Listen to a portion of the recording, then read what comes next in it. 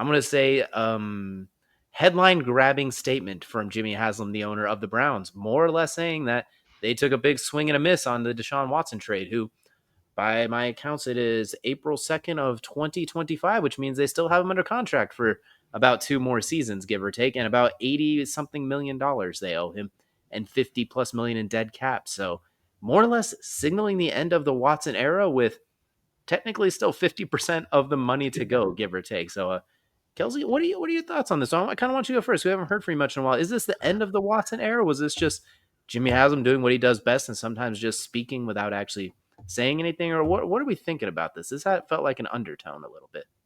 Yeah, it took a lot longer than it should have. This should have been the day after they made the signing. Like, oh crap, I made a mistake. I was drunk. Sorry, that should have been the excuse he used. I honestly, this is yeah, it's writing on the wall that it should have happened sooner, but it's writing on the wall for the future. Honestly, the first writing on the wall was Myles Garrett's comments after signing the contract of he was past point blank. Have you been told what's going to happen with the quarterback situation next year? And how does that make you feel? And him saying, well, I re-signed, didn't I? So that should tell you a lot of what is already writing on the wall for Watson. And look, you know what? I don't wish ill upon any person in the world, but when you're a terrible person, I don't feel bad for you at all if this is the situation for you. Plus, you got a bag. Go, yeah. There's an island that you can go hang out on. But you know what? As far as the Haslam saying it, I think it's silly that Jimmy Haslam wanted to put his wife on blast like that. I know he has to because the NFL requires it because technically speaking, she's the owner of the team. He's not allowed to be the official owner of the team.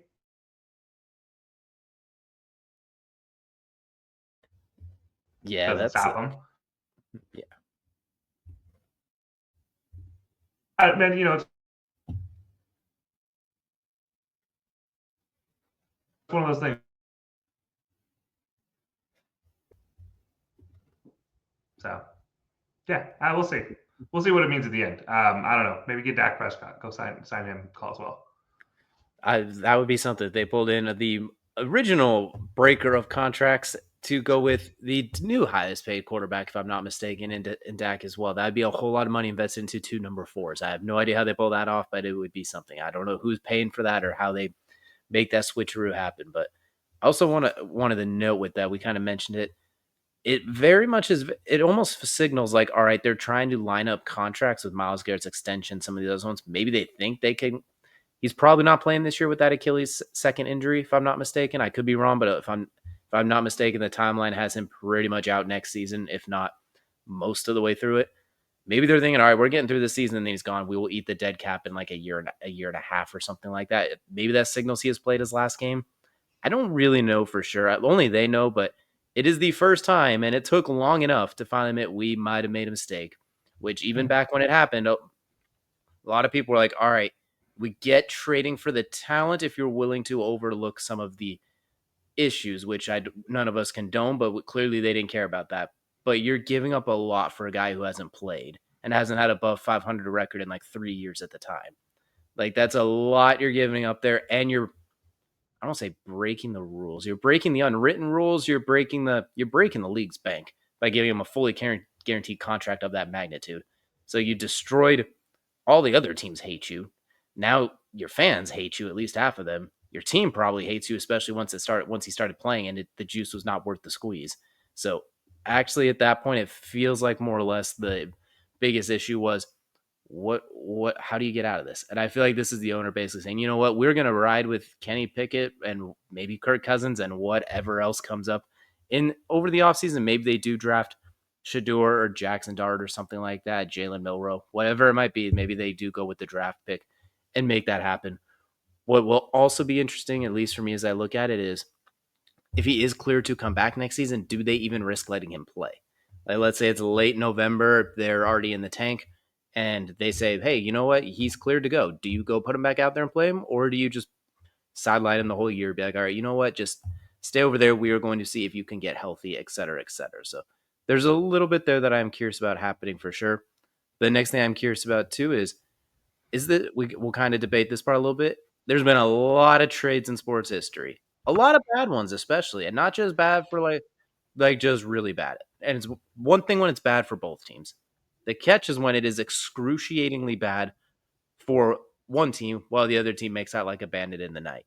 So the question I pose for you here is, does this take the cake as the worst trade in sports history? Is this officially the one that has taken it over? And I'll go and start with this one. My thoughts on it are, I think it takes the cake as the worst trade in sports history. When you factor in the contract, the fact that you got 19 games out of him so far, you're get with 19 total touchdowns, if I'm not mistaken. So you're more or less, he's made like what, 150 million during that time, give or take. So you're almost paying him 8-ish million, if my terrible math is correct, per touchdown, which is a touchdown per game. Just miserable, will not get it done for what you've given up and what you basically failed to do with the team. On top of that, you haven't got the games. He's been injured a lot. Your salary cap's been, you're kicking the can down the road. Eventually, it's going to come home to roost at this point. You just kind of have to wait it out. So you've wasted some really prime years for some key contributors. And on top of that, you basically sacrificed your moral compass in hopes of us getting games, and it backfired full scale on both, especially considering a couple other things have popped up during his time there too. It has been, you sacrificed everything and it cost you everything, and you gained nothing in return. Maybe a nice little spike in jersey sales for a few months at some point, some very inappropriate T-shirts that you didn't technically get any revenue from. It feels like the true worst trade in sports history, because even when you look on the Texans side, they have a very bright future. They have a franchise quarterback. You look at, obviously there's been a lot of picks being traded during that point. So of those picks that the Browns traded, they ended up being converted into Jahmyr Gibbs, Brian Thomas Jr., and I believe, I can't remember who the other one was off the top of my head. I think it might have been Paris Johnson is who it might have ended up being. I'm not 100% sure, but that is three very, very darn good players that you did not get a chance at. And you still were rolling out Joe Flacco, PJ Walker, Dorian Thompkins Robinson, famous Jameis Winston, and soon to be Kenny Pickett / Kirk Cousins. Like, yeah, I think it takes the cake. Honestly, it might take the cake for me, since you all that factored in, plus you more or less sold your moral soul on top of it. Yeah, I don't know if it's the worst, but it's definitely top two and maybe definitely top three and not number three. I do think there's one worse, and that's the Herschel Walker to the Vikings trade. I think that's the one I look at as like, that the Vikings sold their soul for that one to the Cowboys, and look what it turned into the Cowboys. You know, that's one that resulted in Super Bowls and Hall of Famers. But yeah, I think as far as around the player, like issues around the player, this is the worst, because there were so many red flags in this trade. Like there was with Herschel, there's like, oh, he's Herschel Walker. Like, let's see if we can get something out of him. This is a situation where there were so many red flags. You knew he was going to be suspended at some point in time. You knew there was going to be issues, and you still did it. I have a hard time looking at that and being like, yeah, you guys were definitely thinking with your heads on this one. Because he was like, nobody in the Browns organization that approved this trade was thinking with their head is the way I look at it. But I also think the same thing about the Vikings. I don't think anybody in their right mind was like, yeah, let's ship everybody out for this. Let's ship all these picks out for this guy. He's going to make the difference. He's going to be the guy that makes the difference for us. And I think that's what the Browns, the part of it I look at too, is like, there was no way it was going to be adjusted to Deshaun fix. You traded away so many potential assets, and they turned into real assets, that it's ridiculous, like absolutely absurd. So, yeah, I'm not gonna say it's the worst, but it might be 1B and the worst. But I'd say if you like include the outside extracurricular stuff in this one, it makes it hands down the worst for me. What's even more interesting on top of it is he told you no at one point too. Like, you were out of the running. Then it just changed like overnight.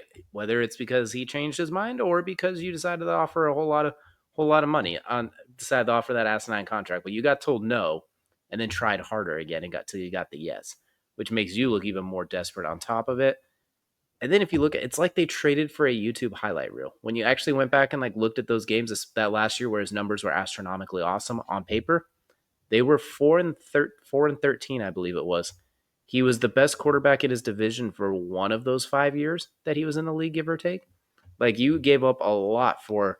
He was a good player. Like, no one's doubted. Like, in Houston, he was good, but you saw where the ceiling cap was, and you saw the situation with DeAndre Hopkins, Bill O'Brien, etc. A very good team and a very good player.